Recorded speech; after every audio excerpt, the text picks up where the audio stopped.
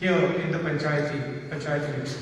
ആദ്യമായി ഇവിടുത്തെ പഞ്ചായത്ത് തെരഞ്ഞെടുപ്പിൽ നിങ്ങൾ നൽകിയ മികച്ച പെർഫോമൻസിന്, നിങ്ങളുടെ മികച്ച പ്രകടനത്തിന് നിങ്ങളെ എല്ലാവരെയും ഹാർദമായി അനുമോദിക്കാൻ ഞാൻ ആഗ്രഹിക്കുന്നു. This would not have been possible without your hard work and your commitment. So I thank you for that. നിങ്ങളുടെ കഠിനാധ്വാനമില്ലാതെ, നിങ്ങളുടെ പ്രതിബദ്ധതയില്ലാതെ പഞ്ചായത്ത് തെരഞ്ഞെടുപ്പിലെ ഈ വിജയം നിങ്ങൾക്ക് സാധ്യമാകുമായിരുന്നില്ല. അതിനുവേണ്ടി ഞാൻ നിങ്ങളെ അനുമോദിക്കുന്നു. You know the situation in the country today. It is clear for everybody to see what is going on. ഇന്ന് നമ്മുടെ രാജ്യത്തെ അവസ്ഥ എന്താണെന്ന് നിങ്ങൾക്ക് ഓരോരുത്തർക്കും അറിയാം. ഇന്ന് നമ്മുടെ രാജ്യത്ത് എന്താണ് സംഭവിച്ചുകൊണ്ടിരിക്കുന്നതെന്ന് എല്ലാവർക്കും വ്യക്തമായി മനസ്സിലാക്കാൻ കഴിയുന്ന സാഹചര്യമാണുള്ളത്. India is being run by the Prime Minister in the interest of 2 or 3 big businessmen. ഇന്ത്യയെ മുൻപോട്ട് കൊണ്ടുപോകുന്ന, ഇന്ത്യയെ ഭരിക്കുന്ന പ്രധാനമന്ത്രി ഇന്ത്യയെ മുൻപോട്ട് കൊണ്ടുപോകുന്നത് 2 or 3 ബിസിനസ്സുകാരുടെ ലക്ഷ്യങ്ങളും താല്പര്യങ്ങളും മാത്രം മുൻനിർത്തിയാണ്.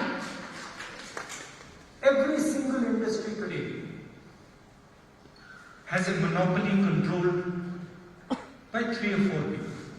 നമ്മുടെ രാജ്യത്തെ ഏറ്റവും പ്രധാനപ്പെട്ട ഓരോ വ്യവസായത്തിലും ഇന്ന് ഈ 3 or 4 ബിസിനസ്സുകാരുടെ കുത്തകയും നിയന്ത്രണവുമാണ് നമ്മുടെ രാജ്യത്തെ എല്ലാ വ്യവസായങ്ങളിലും ഇന്ന് നടന്നുകൊണ്ടിരിക്കുന്നത്.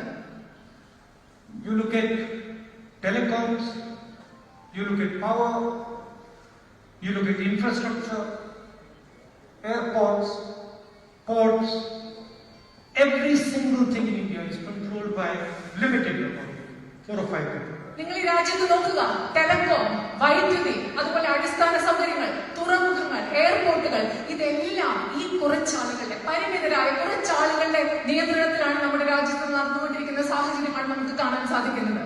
And some years ago, I noticed that there was an attempt to attack India's farmers. കുറച്ച് വർഷങ്ങൾക്ക് മുമ്പ് ഞാൻ ശ്രദ്ധിക്കുകയുണ്ടായി, നമ്മുടെ രാജ്യത്തെ കർഷകരെ ആക്രമിക്കാനുള്ള ഒരു ശ്രമം അവിടെ ഉണ്ടായിരുന്നു. It started in Bhatta Parsol and in Yamgiri. അത് ഭട്ട പർസോളിലാണ് നടന്നത്. Where farmers' land was just being taken away. അവിടെ കർഷകരുടെ ഭൂമി അവരിൽ നിന്ന് എടുത്തു മാറ്റപ്പെടുകയായിരുന്നു.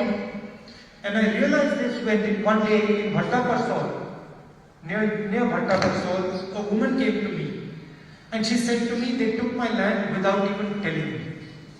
Bhatta Parsol ഞാൻ ഉണ്ടായിരുന്ന സമയത്ത് ഒരു സ്ത്രീ എന്റെ അടുത്ത് വന്നു. അവർ എന്നോട് പറഞ്ഞു, എന്റെ ഭൂമി എന്നോട് ചോദിക്കാതെ, എന്നോട് അറിയിക്കാതെ, ഞാൻ അറിയാതെയാണ് എന്റെ ഭൂമി അവർ ഏറ്റെടുത്തത്. She said one day some people from a company came and they just took over my field and I said to them, this is my field, and they said no, it is not, it is our field, and then they burnt her crops.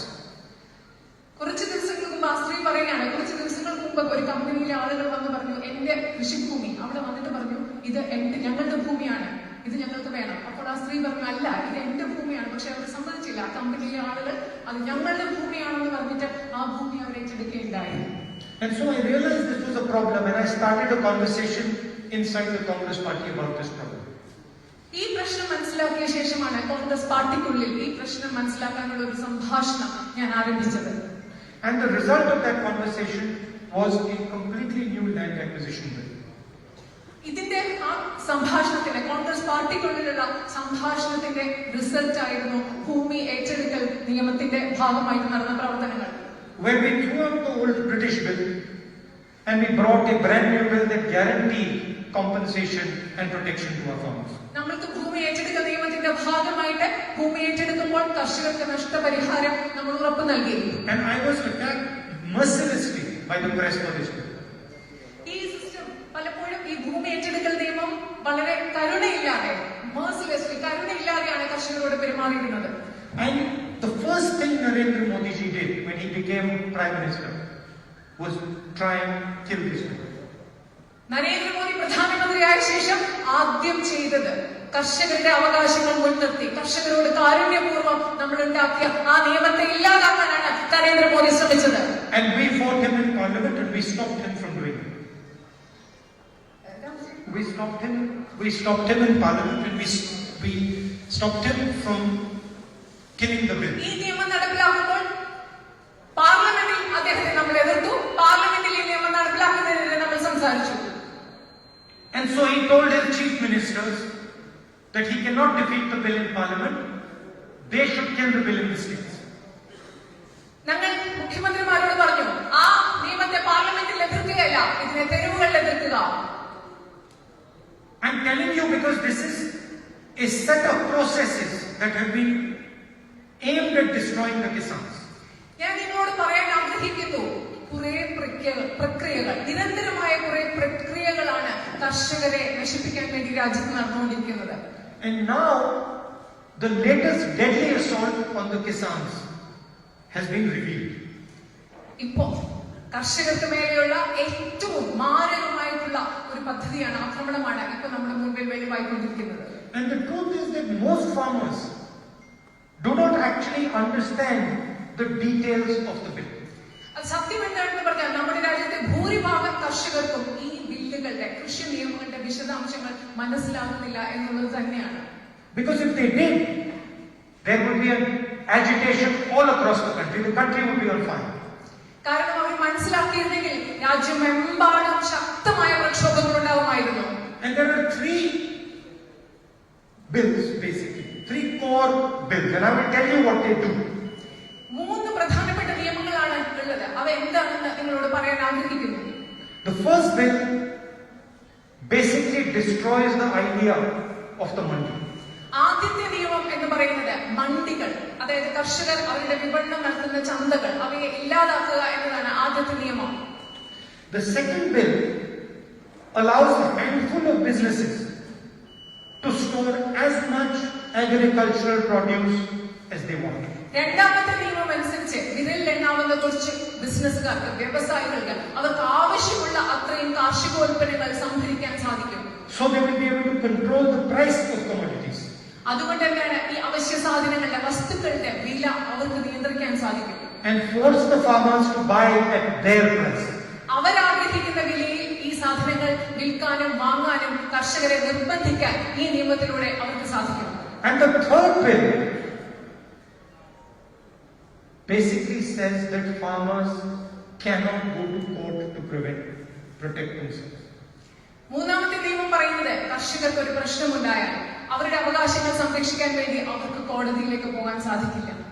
And the basic idea is to hand the agricultural system of this country to 3 or 4 business people.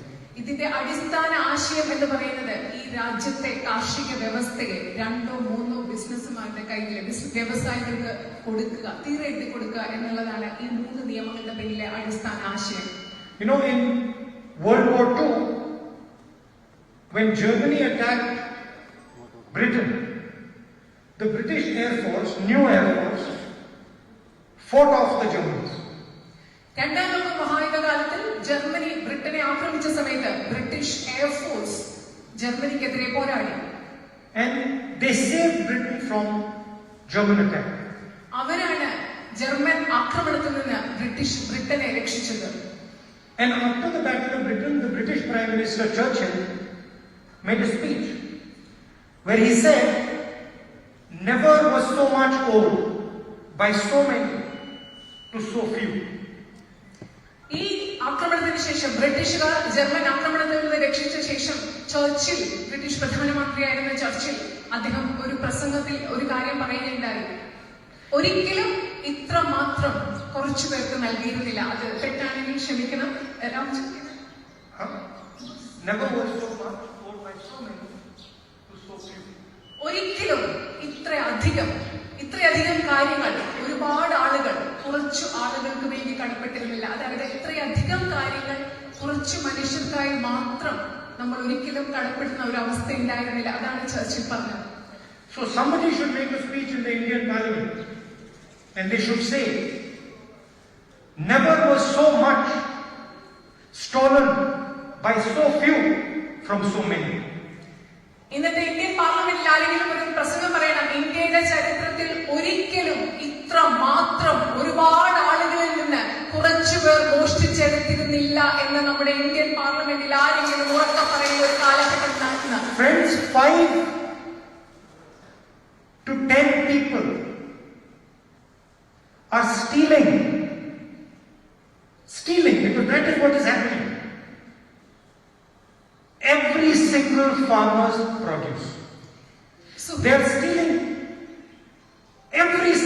from every single worker who works on the farms. They are stealing from every single person who works in the mandis. They are stealing from every truck driver who takes the wheat from the farm to the mandi. That is what is happening. സുഹൃത്തുക്കളെ, നിങ്ങളൊന്ന് മനസ്സിലാക്കണം, ഇവിടെ സംഭവിക്കുന്നത് എന്താണെന്ന് വെച്ചാൽ 5 മുതൽ 10 വരെയുള്ള കുറെ ആളുകൾ ഇവിടുത്തെ ഓരോ കർഷകരിൽ നിന്ന് മോഷ്ടിച്ചുകൊണ്ടിരിക്കുകയാണ്. ഞാനത് അടിവരയിട്ട് പറയാൻ ആഗ്രഹിക്കുന്നു, മോഷ്ടിച്ചുകൊണ്ടിരിക്കുകയാണ്. ഓരോ കർഷകന്റെയും ഉൽപാദന വസ്തുക്കൾ അവർ മോഷ്ടിക്കുകയാണ്. വീറ്റിന്, ഗോതമ്പിനെ കൊണ്ടുപോകുന്ന ട്രക്കിൽ നിന്ന് അവർ മോഷ്ടിക്കുകയാണ്. ഓരോ കർഷകരിൽ നിന്നും വിരലിലെണ്ണാവുന്ന കുറച്ച് ആളുകൾ അവരുടെ ഉൽപ്പന്നങ്ങൾ മോഷ്ടിക്കുന്ന അവസ്ഥയാണ് ഇന്ന് ഈ രാജ്യത്ത് നടന്നുകൊണ്ടിരിക്കുന്നത്. And the Prime Minister of India is organizing the robbery. അതുമാത്രമല്ല, ഈ കൊള്ളത്തരം ആസൂത്രണം ചെയ്യുന്നത്, സംഘടിപ്പിക്കുന്നത് ഈ രാജ്യത്തിന്റെ പ്രധാനമന്ത്രിയാണ്. So it is our duty to tell the farmers of India what is being done to them. It is the duty of the UDF and the Congress Party. അതുകൊണ്ട് ഇത് നമ്മുടെ ഉത്തരവാദിത്തമാണ്, UPAയുടെയും കോൺഗ്രസിന്റെയും ഉത്തരവാദിത്തമാണ് ഈ രാജ്യത്തെ കർഷകരോട് പറഞ്ഞ് മനസ്സിലാക്കുക അവർക്കെതിരെ എന്താണ് ഈ രാജ്യത്ത് നടന്നുകൊണ്ടിരിക്കുന്നത് എന്ന വസ്തുത. Because this is not just a crime against farmers, it is a crime against India. നമ്മുടെ കർഷകർക്കെതിരെ നടക്കുന്ന ഏത് പ്രവൃത്തിയും, കർഷകർക്കെതിരെ നടക്കുന്ന ഏത് ആക്രമണമോ ഏത് പ്രശ്നമോ അത് ഇന്ത്യക്കെതിരെയുള്ള പ്രശ്നമാണ്. അതുകൊണ്ട് നമ്മുടെ കർഷകരെ ഈ കാര്യങ്ങൾ നമ്മൾ വ്യക്തമായി പറഞ്ഞ് മനസ്സിലാക്കണം. You will ask, but why is the Prime Minister doing this? നിങ്ങൾ ഒരുപക്ഷെ ചോദിച്ചേക്കാം, എന്തുകൊണ്ടാണ് നമ്മുടെ പ്രധാനമന്ത്രി ഇത് ചെയ്യുന്നത്? He is doing this because the people who he is gifting India's agriculture to control the media and do all his marketing for him. എന്തുകൊണ്ടാണ് പ്രധാനമന്ത്രി ഇത് ചെയ്യുന്നത് നിങ്ങൾക്കറിയാമോ? ആർക്കു വേണ്ടിയാണോ ഈ രാജ്യത്തെ കർഷക വ്യവസ്ഥയെ അദ്ദേഹം തീർച്ചയാക്കി കൊടുക്കുന്നത്, ആ മനുഷ്യരാണ് ഇവിടുത്തെ മാധ്യമങ്ങളെ നിയന്ത്രിക്കുന്നത്. അദ്ദേഹത്തിന് വേണ്ട പണം നൽകുന്നത് ആ മനുഷ്യരാണ്. അതുകൊണ്ടാണ് അവർക്ക് വേണ്ടി ഇന്ത്യയുടെ പ്രധാനമന്ത്രി ഇത് ചെയ്യുന്നത്. The day these 5-10 businessmen decide that the Prime Minister cannot come on their TV channels is the day the Prime Minister is finished. ഏത് ദിവസമാണോ ഈ പറയുന്ന 5 മുതൽ 10 വരെ മാധ്യമത്തിലുള്ള ആളുകൾ തീരുമാനിക്കുന്നത്, മാധ്യമങ്ങളുടെ ഉടമസ്ഥരായ ആളുകൾ തീരുമാനിക്കുന്നത് ഞങ്ങൾ ഈ പ്രധാനമന്ത്രിക്ക് ഞങ്ങളുടെ TV ചാനലുകളിൽ വരാൻ പറ്റില്ല, അതായിരിക്കും അന്നത്തോടുകൂടിയായിരിക്കും പ്രധാനമന്ത്രിയുടെ കാര്യങ്ങൾ അവസാനിക്കുക. Very simple deal. You give us India's wealth, we will give you access to television and media. വളരെ ലളിതമാണ് ഈ കാര്യം. നിങ്ങൾ പ്രധാനമന്ത്രിയുമായിട്ട് അവർക്കുള്ള ഉടമ്പടി വളരെ ലളിതമാണ്.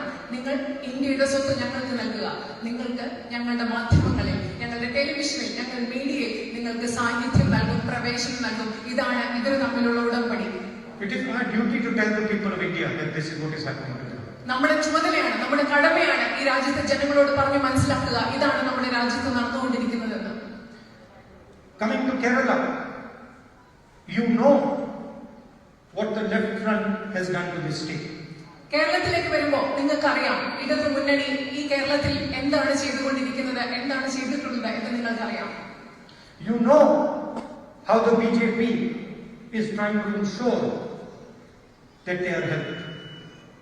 നിങ്ങൾക്ക് ഉറപ്പാണ്, നിങ്ങൾക്ക് മനസ്സിലാക്കാൻ സാധിക്കും BJP അവർ അധികാരത്തിലിരിക്കാൻ എന്താണ് ഉറപ്പുവരുത്തിക്കൊണ്ടിരിക്കുന്നത് നിങ്ങൾക്ക് മനസ്സിലാക്കാൻ സാധിക്കും. Every single opposition government, the CBI and the ED is used aggressively. എല്ലാ സ്ഥാപനങ്ങളും CBI പോലെയുള്ള എല്ലാ സ്ഥാപനങ്ങളും വളരെ അഗ്രസീവായിട്ട് ആക്രമണോത്സുകമായിട്ട് BJP ഉപയോഗിച്ചുകൊണ്ടിരിക്കുകയാണ്. There is no such thing happening in Kerala. അങ്ങനെ ഒരു സംഭവം കേരളത്തിൽ നടന്നിട്ടില്ല. There is no such pressure being put on the government of Kerala by Narendra Modi. അങ്ങനെ ഒരു സമ്മർദ്ദം കേരളത്തിലെ ഗവൺമെന്റിന്റെ മേൽ നരേന്ദ്രമോദി ഗവൺമെന്റ് ഇതുവരെ ചെലുത്തിയിട്ടില്ല. CBI, ED, they are very relaxed about the cases in Kerala.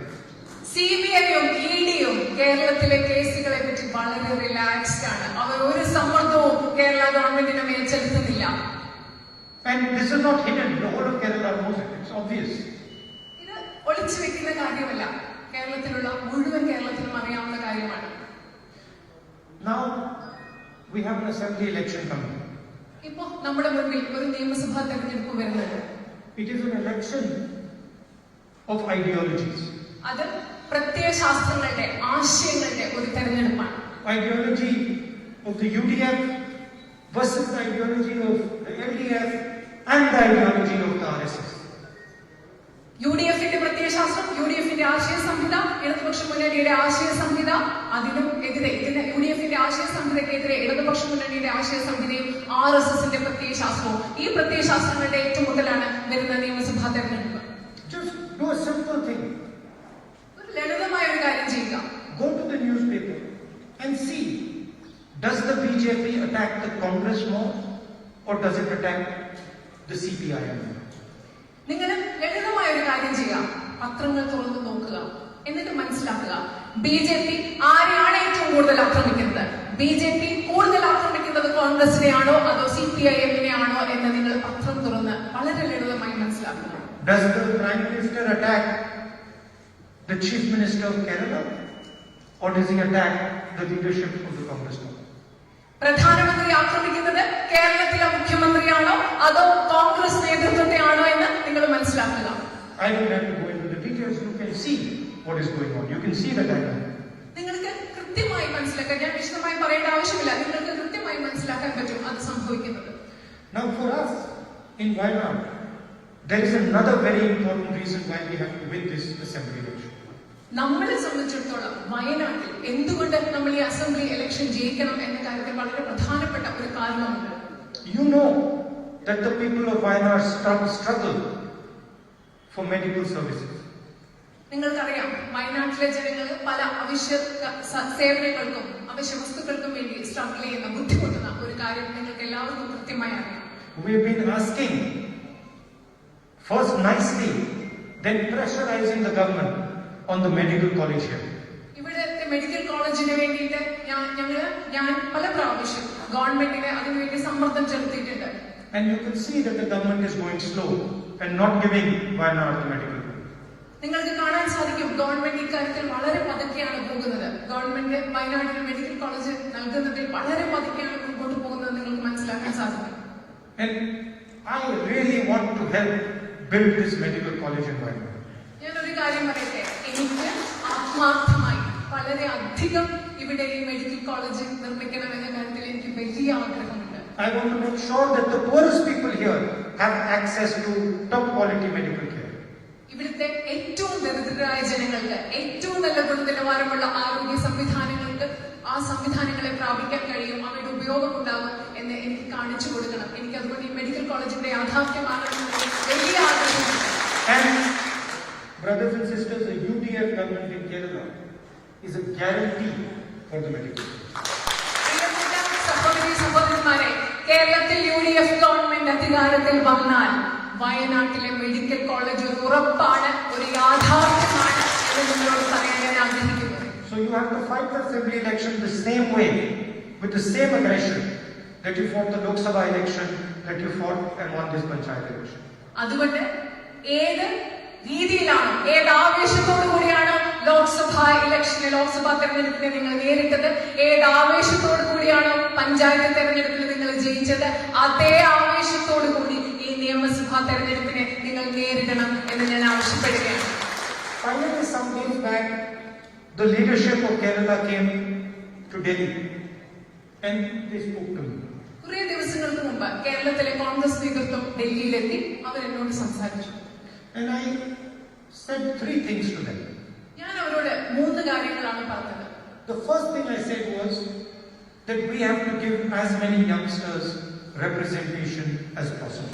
ഞാൻ അവരോട് പറഞ്ഞ ആദ്യത്തെ കാര്യം, ഈ വരുന്ന തെരഞ്ഞെടുപ്പിൽ കഴിയുന്നത്ര യുവജനങ്ങൾക്ക് നമ്മൾ പ്രാതിനിധ്യം നൽകണം എന്നാണ് ഞാൻ അവരോട് ആദ്യമായി പറഞ്ഞത്. There is a place for experience, but there is also a very big place for youth and the energy they bring. എല്ലായ്പ്പോഴും അനുഭവ സമ്പത്തിന് ഒരു വലിയ പ്രാധാന്യവും ഇടവുമുണ്ട്. അതുപോലെ തന്നെ അതിലും വലുതായ ഒരു പ്രാധാന്യവും ഇടവും യുവജനങ്ങൾക്കും അവർ കൊണ്ടുവരുന്ന ഊർജത്തിനുമുണ്ട് എന്ന് പറയാൻ ഞാൻ ആഗ്രഹിക്കുന്നു. I said that the ticket process must be transparent and open and accessible. People should be able to see how Congress and UDF are choosing their candidates. അത് മാത്രമല്ല, ഞാൻ അവരോട് മറ്റൊരു കാര്യം കൂടി പറഞ്ഞു. സ്ഥാനാർത്ഥികളെ നിർണ്ണയിക്കുന്ന പ്രക്രിയ ഏറ്റവും സുതാര്യമായിരിക്കണം. ചുറ്റുമുള്ള ആളുകൾക്ക് കാണാൻ സാധിക്കണം ഏത് പ്രക്രിയയിലൂടെയാണ്, എങ്ങനെയാണ് UDF-ഉം കോൺഗ്രസും സ്ഥാനാർത്ഥികളെ തിരഞ്ഞെടുക്കുക എന്നത്. And finally I said that we must make a people's manifesto that is made through a mass movement with the people of Kerala. അത് മാത്രമല്ല, മൂന്നാമതായി ഞാൻ അവസാനമായി അവരോട് പറഞ്ഞ കാര്യം, നമ്മൾ ഉണ്ടാക്കേണ്ടത് ഒരു ജനങ്ങളുടെ മാനിഫെസ്റ്റോ, ജനങ്ങളുടെ പ്രകടന പത്രിക ആയിരിക്കണം. ആ പ്രകടന പത്രിക ഉണ്ടാവുന്നത് ജനങ്ങളുടെ വലിയൊരു കൂട്ടായ്മയിലൂടെ ആണ്. കേരളത്തിൽ മുഴുവനുമുള്ള ജനങ്ങളുടേതായിട്ടാണ് ഒരു പ്രകടന പത്രിക നമ്മൾ ഉണ്ടാക്കേണ്ടത്. And it should be a manifesto that transforms the state of Kerala. ആ പ്രകടന പത്രികയിൽ ഉണ്ടാകേണ്ട കാര്യങ്ങൾ കേരളത്തെ മാറ്റുന്നതായിരിക്കണം. കേരളത്തിന്റെ പരിവർത്തനത്തിലേക്ക് നയിക്കുന്ന കാര്യങ്ങളായിരിക്കണം ആ പ്രകടന പത്രികയിൽ ഉണ്ടാവേണ്ടത്. And it should be a commitment that the UDF makes to the people of Kerala. അത് കേരളത്തിലെ ജനങ്ങൾക്ക് UDF നൽകുന്ന ഉറപ്പായിരിക്കണം. UDFന്റെ വാഗ്ദാനവും പ്രതിബദ്ധതയുമായിരിക്കണം. Now I have seen this crowd, and there's many men over here, and there's too few women here. ഞാൻ ഇവിടെ കാണുമ്പോൾ ധാരാളം പുരുഷന്മാരുണ്ട്, പക്ഷെ കുറച്ച് സ്ത്രീകളെ ഇവിടെ ഉള്ളൂ. So next time I speak to the leaders of Kerala, I'm going to say one last thing. അതുകൊണ്ട് ഇനി അടുത്ത പ്രാവശ്യം കേരളത്തിലെ നേതാക്കന്മാരോട് സംസാരിക്കുമ്പോൾ എനിക്ക് ഒരു കാര്യം കൂടെ പറയാനുണ്ട്. Which is that along with youngsters, we also need to make sure that the next Vidhan Sabha has dynamic ladies from the UDF. അത് മാത്രമല്ല, ഞാൻ അടുത്ത പ്രാവശ്യം കേരളത്തിലെ നേതാക്കളോട് പറയാൻ ആഗ്രഹിക്കുന്നത്, യുവജനങ്ങളോടൊപ്പം കേരളത്തിലെ അസംബ്ലിയിൽ ഊർജ്ജസ്വലരായ സ്ത്രീകളും ഉണ്ടായിരിക്കണം എന്ന കാര്യം ഞാൻ നേതാക്കളോട് പറയാൻ ആഗ്രഹിക്കുന്നു.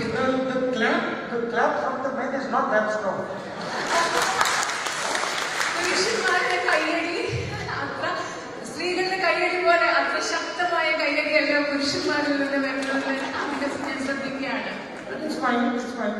അത് തൽക്കാലം കുഴപ്പമില്ല. Thank you very much. Thank you. നന്ദി.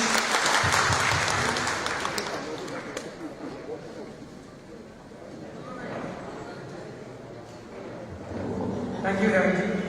ഈ പരിപാടിക്ക് നന്ദി രേഖപ്പെടുത്തുന്നതിലൂടെ കമ്പ്യൂട്ടർ നിയോജകമണ്ഡലം UDFന്റെ ട്രഷറർ TJ സെക്രട്ടറി.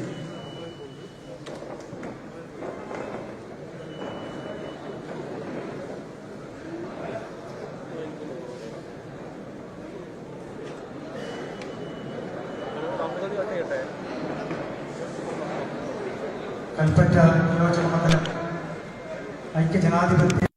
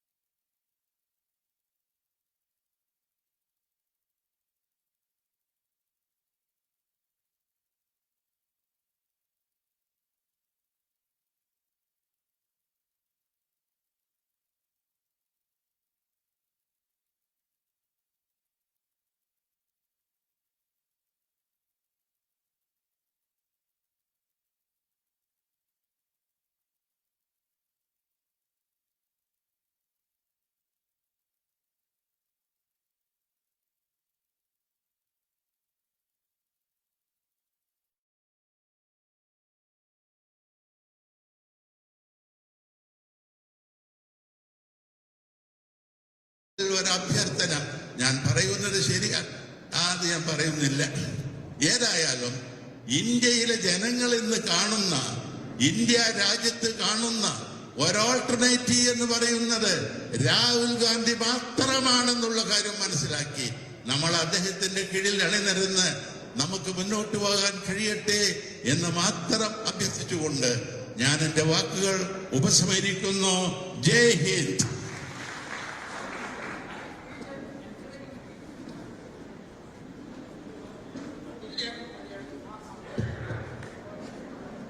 അടുത്തതായി DCG പ്രസിഡന്റ് പ്രിയപ്പെട്ട VV പ്രകാശ് സംസാരിക്കും. ബഹുമാനായ അധ്യക്ഷൻ UDF ചെയർമാൻ ശ്രീ KT കുഞ്ഞാനവർ, ഇന്ന് നമ്മുടെ സന്തോഷത്തിന്റെ ദിവസം കൂടിയാണ്. നമ്മുടെയൊക്കെ പ്രിയങ്കരനായ നമ്മുടെ പ്രതിനിധിയും രാജ്യത്തിന്റെ പ്രതീക്ഷയുമായ പ്രിയങ്കരനായ രാഹുൽജിയാണ് ഈ വേദിയിലിരിക്കുന്നത്. ഇവിടെ UDFന്റെ സ്ഥാനാർത്ഥി സംഗമമാണ് നടക്കുന്നത്. ഇവിടെ വരുന്നതിന് മുൻപ് അദ്ദേഹം ജില്ലാ ആശുപത്രിയിൽ പോയി അദ്ദേഹത്തിന്റെ പ്രത്യേക ഫണ്ടിൽ നിന്ന് നൽകിയ വെന്റിലേറ്റർ അടക്കമുള്ള ഉപകരണങ്ങൾ അതിന്റെ കൈമാറ്റ ചടങ്ങ് നിർവഹിച്ചതിന് ശേഷമാണ് പ്രിയപ്പെട്ട രാഹുൽജി ഇവിടെ എത്തിച്ചേർന്നിരിക്കുന്നത്. അത്രമാത്രം ഈ നാടിന്റെ ആവശ്യങ്ങളോട് പ്രതികരിക്കുന്ന പ്രിയപ്പെട്ട രാഹുൽജിയുടെ സാന്നിധ്യം നമ്മെ എല്ലാവരെയും ആവേശഭരിതരാക്കിക്കൊണ്ടിരിക്കുകയാണ്. ഇപ്പോൾ ഇവിടെ തൊട്ടു മുൻപ് ഇവിടെ തലഞ്ഞി സ്പെഷ്യൽ സ്കൂളിലെ അധ്യാപികമാർ, കന്യാസ്ത്രീകൾ അവരാണ് വന്നത്. അവർ സിസ്റ്റർമാർ അവർ അദ്ദേഹത്തോട് കണ്ട് സ്പെഷ്യൽ സ്കൂൾ എപ്പോഴെങ്കിലും ഒന്ന് സന്ദർശിക്കണമെന്ന് പറഞ്ഞപ്പോൾ അദ്ദേഹം അവരോട് ചോദിച്ചു, എത്ര കിലോമീറ്റർ ദൂരമുണ്ട്? അവർ പറഞ്ഞു, ഏകദേശം ഒരു 10 കിലോമീറ്റർ ദൂരം, റിമോട്ടാണ്. പക്ഷേ അദ്ദേഹം പറഞ്ഞു, ഞാൻ ഇപ്പോൾ തന്നെ അങ്ങോട്ട് വരാം. നമുക്കിതിൽ പരവർ അഭിമാനം എന്തുണ്ട്? പ്രിയപ്പെട്ട രാഹുൽജി, ഇപ്പോൾ തന്നെ ഞാൻ അങ്ങോട്ട് വരാം. നിങ്ങൾ അവിടെ അറേഞ്ച് ചെയ്യുക. ഞാൻ ഇപ്പോൾ തന്നെ ഒരു പ്രിപ്പറേഷനും ഇല്ലാതെ രാഹുൽജി ജനങ്ങൾക്കിടയിലേക്ക്, നമ്മൾക്കിടയിലേക്ക് വരുന്നതിന്റെ അവിസ്മരണീയമായ മുഹൂർത്തത്തിനാണ് തൊട്ടു മുൻപ് സാക്ഷ്യം വഹിച്ചത്. ഞാൻ രാഹുൽജിയോട് നിങ്ങൾക്ക് എല്ലാവർക്കും വേണ്ടി, ജില്ലാ കോൺഗ്രസ് കമ്മിറ്റിക്ക് വേണ്ടി, UDFന് വേണ്ടി, ഈ നാട്ടുകാർക്ക് വേണ്ടി നന്ദി അറിയിക്കുകയാണ്. അത്രമാത്രം സ്നേഹത്തോടുകൂടി, കാരുണ്യത്തോടുകൂടി ഞങ്ങളെ കരുതുന്ന പ്രിയപ്പെട്ട രാഹുൽജി, അങ്ങയോടുള്ള കടപ്പാട് ഒരിക്കൽ കൂടി ആവർത്തിച്ചുകൊണ്ട് എല്ലാവിധ ഈ പരിപാടിക്ക് അദ്ദേഹത്തിന് സമയം വിലപ്പെട്ടതാണ് എന്നുള്ളത് കൊണ്ട് ഞാൻ ദീർഘിപ്പിക്കുന്നില്ല. എല്ലാവർക്കും ആശംസകൾ അറിയിക്കുന്നു. ഞാൻ അവസാനിപ്പിക്കുന്നു. അഭിവാദ്യങ്ങൾ. അടുത്തായി മുസ്ലിം ലീഗിന്റെ ജില്ലാ സെക്രട്ടറി പ്രിയപ്പെട്ട ഇസ്മായിൽ സംസാരിക്കും.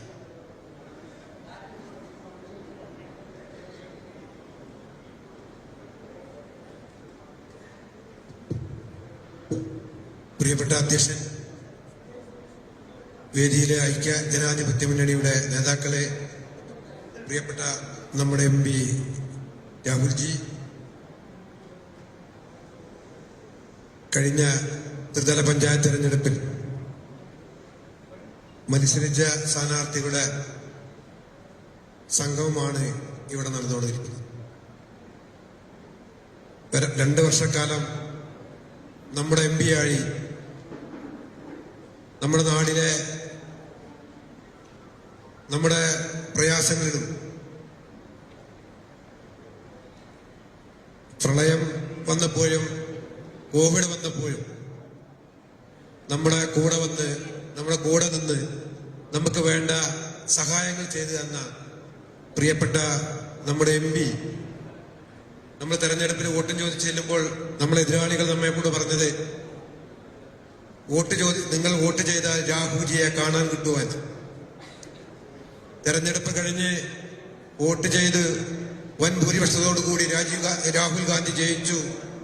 ആ രാഹുൽ ഗാന്ധി കേരളത്തിലെ മുഖ്യമന്ത്രി വന്ന് നോക്കാത്ത സ്ഥലത്ത് പോലും നമ്മളെ വന്ന് കാണാനും നമ്മുടെ സങ്കടം കേൾക്കുവാനും പ്രശ്നം പരിഹരിക്കാനും ഫസ്റ്റിൽ വന്നത് നമ്മുടെ രാഹുൽ ഗാന്ധിയാണ് എന്ന് നിങ്ങൾ മനസ്സിലാക്കണം.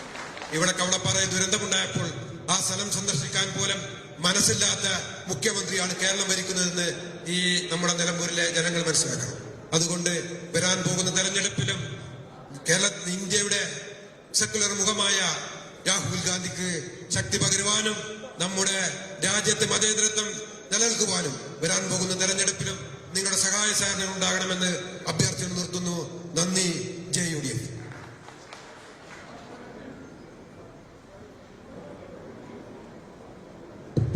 അടുത്തതായി ബഹുമാന്യനായ വഹാബ് സാഹിബ് MD സംസാരിക്കുമ്പോൾ ഞാൻ അദ്ദേഹത്തെ ബഹുമാനപൂർവ്വം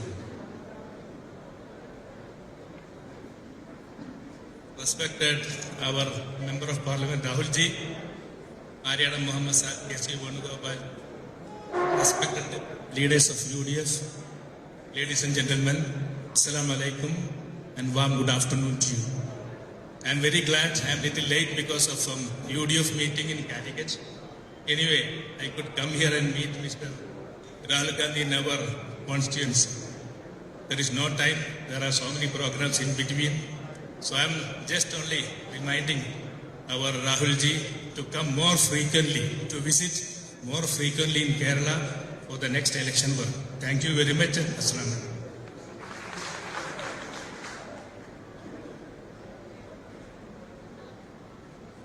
അടുത്തതായി സംസാരിക്കുന്നതിന് വേണ്ടി AICC ജനറൽ സെക്രട്ടറി ബഹുമാന്യനായ KC വേണുഗോപാൽ സാറിന്റെ ബഹുമാനപൂർവ്വം ക്ഷണിക്കുന്നു.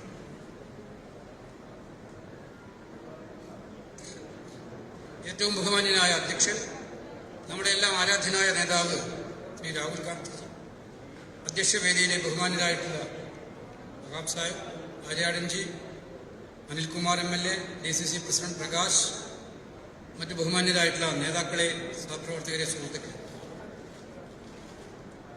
കഴിഞ്ഞ തദ്ദേശ ഭരണ തിരഞ്ഞെടുപ്പുകളിൽ വിജയിക്കുകയും മത്സരിക്കുകയും ചെയ്ത ജനപ്രതിനിധികളെ നേരിട്ട് കാണുന്നതിനും ഭാവി പ്രവർത്തനങ്ങൾക്ക് ആശംസകൾ നേരാനും അഭിനന്ദിക്കാനും വേണ്ടിയിട്ടാണ് നമ്മുടെ പ്രിയങ്കരനായ നേതാവ് ശ്രീ രാഹുൽ ഗാന്ധി ഇന്ന് നിലമ്പൂരിൽ എത്തിച്ചേർന്നിരിക്കുന്നത്. കഴിഞ്ഞ തദ്ദേശ തെരഞ്ഞെടുപ്പുകളെ നമുക്കെല്ലാവർക്കും അറിയാം, ഒരുപാട് പ്രതിസന്ധികളെ അതിജീവിച്ചുകൊണ്ടാണ് തെരഞ്ഞെടുപ്പ് നടന്നത്. ഈ കോവിഡ് കാലഘട്ടത്തിൽ എല്ലാവിധമായ പരിമിതികൾക്കും നിയന്ത്രണങ്ങൾക്കും അകത്തു നിന്നുകൊണ്ട് നമ്മൾ നടത്തിയ പോരാട്ടത്തിൽ നിലമ്പൂരിൽ മുനിസിപ്പാലിറ്റി ഒഴിച്ചുള്ള മേഖലകളിൽ വലിയ വിജയം ഐക്യജനാധിപത്യ മുന്നണിക്ക് ഉണ്ടാക്കാൻ കഴിഞ്ഞു എന്നുള്ളത് സന്തോഷകരമായിട്ടുള്ള കാര്യം തന്നെയാണ്. അപ്പം അതുകൊണ്ട് ആ ജയിച്ചവരെ അഭിനന്ദി കൊടുക്കുന്നു.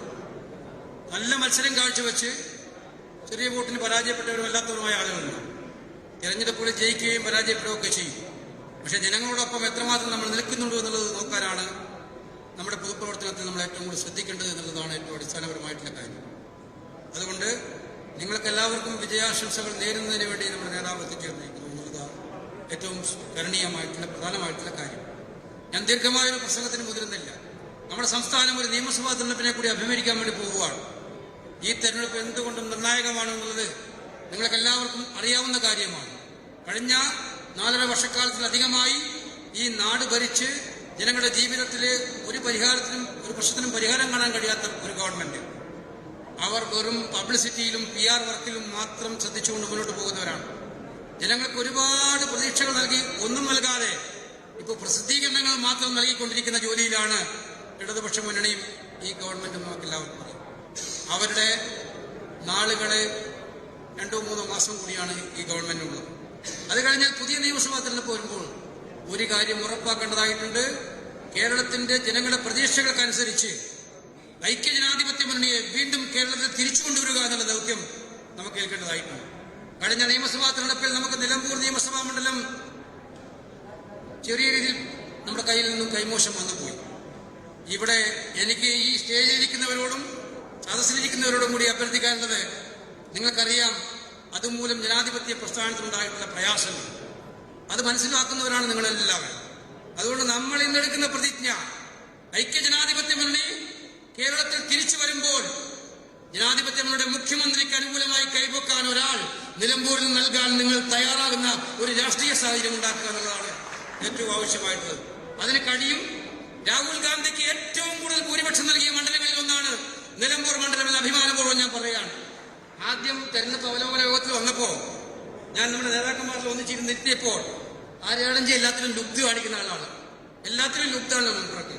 പൈസ ചെലവാക്കാനും ലുബ്ധാണ് ഭയങ്കരമായിട്ട്. അപ്പൊ ഞങ്ങൾ ചോദിച്ചു എത്രയാണ് നിലമ്പൂരിലെ ഭൂരിപക്ഷം. അത് കഷ്ടിച്ച് 5000 വോട്ടിന്റെ ഭൂരിപക്ഷത്തിന് അങ്ങനെ നമുക്ക് കിട്ടിയെങ്കിലായി എന്നായിരുന്നു അദ്ദേഹം നമ്മളോടൊന്ന് പറഞ്ഞിട്ടുണ്ടായി. പക്ഷേ തിരഞ്ഞെടുപ്പ് ഫലപ്രഖ്യാപനം നടന്നപ്പോൾ 60,000 വോട്ടിന്റെ ഭൂരിപക്ഷമാണ് നിലമ്പൂർ മണ്ഡലം നൽകിയത്. ഈ മണ്ഡലം all the polling booth of this assembly constituency you have a lead in last parliament election. എല്ലാ വാർഡിലും എല്ലാ ബൂത്തിലും ലീഡ് ചെയ്ത ഏക നിയോജക മണ്ഡലം നിലമ്പൂർ മണ്ഡലമാണെന്ന് അഭിമാനപൂർവ്വം പറയാൻ ഞാൻ ആഗ്രഹിക്കുന്നു. അതിന്റെ അർത്ഥം നിലമ്പൂരുകാർ എത്ര രാഹുൽ ഗാന്ധിയെ സ്നേഹിക്കുന്നു. എന്തുകൊണ്ടാണ്? അദ്ദേഹത്തിന്റെ നിഷ്കളങ്കത മനസ്സിലാക്കിയത്, അദ്ദേഹത്തിന്റെ മനസ്സിനകത്തുള്ള ആർദ്രതയും കരുണയും പാവങ്ങളെ ചേർത്ത് നിൽക്കാനുള്ള മനസ്സും മനസ്സിലാക്കിയതുകൊണ്ട് രാഷ്ട്രീയ നേതാവിന്റെ ജാടകളില്ലാതെ ജനങ്ങളുടെ മുന്നിലേക്ക് ഇറങ്ങി വന്ന് അവരിൽ ഒരാളായി മാറാൻ കഴിയുന്ന രാഹുൽ ഗാന്ധിയെ നിലമ്പൂർകാർക്ക് ഇഷ്ടമാണ്, വണ്ടൂർകാർക്ക് ഇഷ്ടമാണ്, വയനാടുകാർക്ക് ഇഷ്ടമാണ്. അതാണ് നമ്മൾ കഴിഞ്ഞ പാർലമെന്റിൽ കണ്ടത്. അത് കേരളത്തിനും ഇഷ്ടമാണ് എന്നതിന് സംശയമില്ല.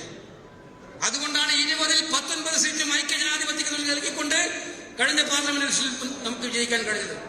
ഇപ്പോഴത്തെ അവസ്ഥ നമുക്ക് എല്ലാവർക്കും അറിയാം. ദേശീയ തലത്തിൽ നരേന്ദ്രമോദി നടത്തിക്കൊണ്ടിരിക്കുന്ന നമ്മുടെ കൃഷിക്കാര് കഴിഞ്ഞ 70 വർഷക്കാലമായി കൊടും തണുപ്പത്ത് വരങ്ങലിച്ച് 140-ലധികം പേർ മരിച്ചു വീണുപോയി. നമുക്ക് എല്ലാവർക്കും അറിയാം. ഒരു സഹിഷ്ണുതയുമില്ലാത്ത കേന്ദ്ര സർക്കാർ എല്ലാ ദിവസവും പെട്രോളിന്റെയും ഡീസലിന്റെയും വില കൂട്ടിക്കൊണ്ടിരിക്കുകയാണ്. എങ്ങനെ ജനങ്ങൾ സഹിക്കുമെന്നുള്ളത് നമ്മൾ കണ്ടുകൊണ്ടിരിക്കുകയാണ്.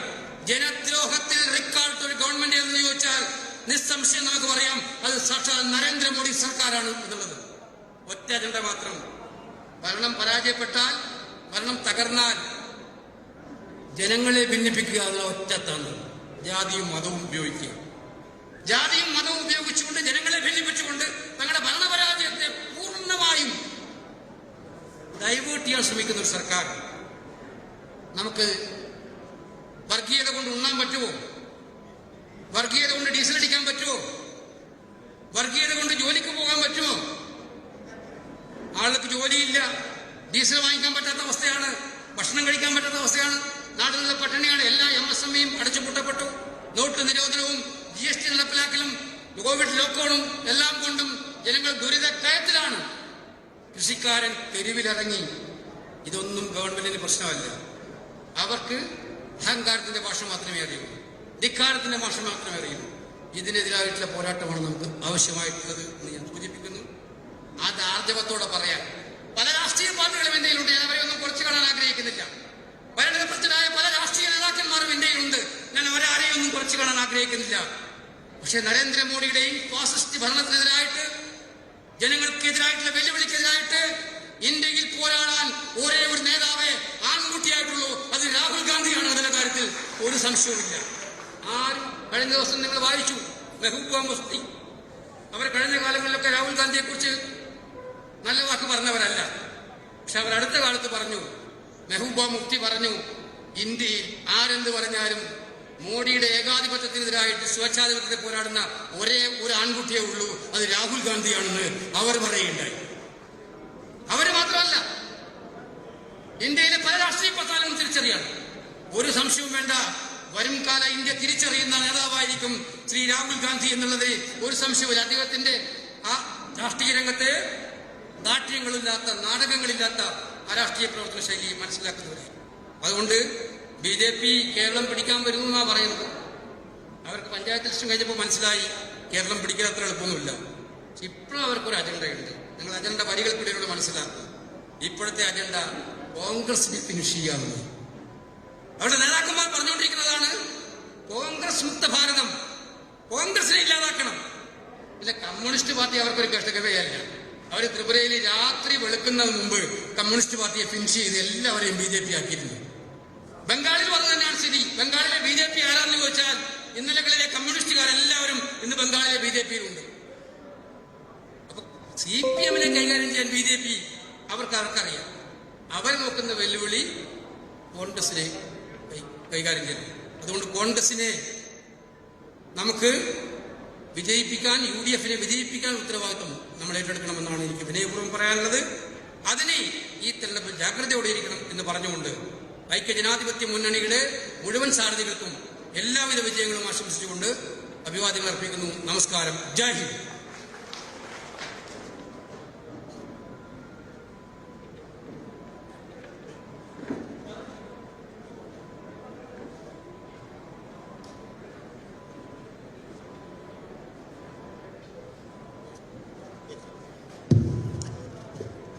അടുത്തതായി നിങ്ങളോട് അഭിമുഖീകരിച്ച് സംസാരിക്കുന്നതിന് വേണ്ടി നമ്മൾ വളരെയധികം പ്രതീക്ഷയോടെ കാത്തിരുന്ന നമ്മുടെ അഭിമാനമായ, നമ്മുടെ രാജ്യത്തിന്റെ അഭിമാനമായ രാഹുൽജിയെ ആദരപൂർവ്വം ക്ഷണിക്കുന്നു. അത് പരിഭാഷപ്പെടുത്തുന്നതിന് വേണ്ടി AICC ജനറൽ സെക്രട്ടറി, നമുക്കൊക്കെ പ്രിയങ്കനായ ബഹുമാന്യനായ KC വേണുഗോപാൽജിയെയും ക്ഷണിക്കുന്നു.